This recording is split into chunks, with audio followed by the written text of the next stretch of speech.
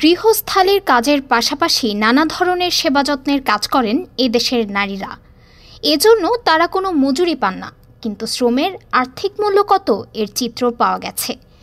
বাংলাদেশ পরিসংখ্যান ব্যুরোর এক হিসেবে দেখা গেছে, এদেশের নারীরা যদি গৃহস্থালী ও সেবা যত্নের কাজের জন্য মজুরি পেতেন, তাহলে এর পরিমাণ দাঁড়ায় 5.7 ট্রিলিয়ন টাকা বা 5,70,000 কোটি টাকা।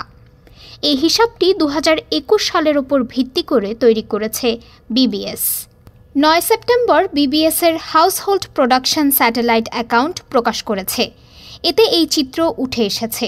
এ উপলক্ষে রাজধানীর আগারগাঁওয়ের বিবিএস মিলনায়তনে এক অনুষ্ঠান হয়। বিবিএসের হিসেবে দেখা গেছে, নারীর বিনা মজুরির গৃহস্থালির কাজের আর্থিক মূল্য 3,40,000 কোটি টাকা, আর সেবা যত্নের কাজের আর্থিক মূল্য 2,30,000 কোটি টাকা। নারী পুরুষ সবার বিনা মজুরির কাজের আর্থিক মূল্য বছরে 6.7 ট্রিলিয়ন টাকা বা 6,70,000 কোটি টাকা। রান্না, কাপড় ধোয়া, ঘর গোছানো, শিশু ও বৃদ্ধের যত্ন নেওয়া কিংবা অসুস্থের সেবা, এমন অসংখ্য কাজের ওপরই ভর করে চলে পরিবার ও সমাজ। তবু এতদিন এই কাজগুলো দেশের অর্থনীতির খাতায় লেখা থাকেনি। বিবিএসের এই প্রতিবেদনের মাধ্যমে নারীর এই অদৃশ্য শ্রমের অর্থনৈতিক গুরুত্ব পাওয়া গেল। ডেস্ক রিপোর্ট, আজ বার্তা।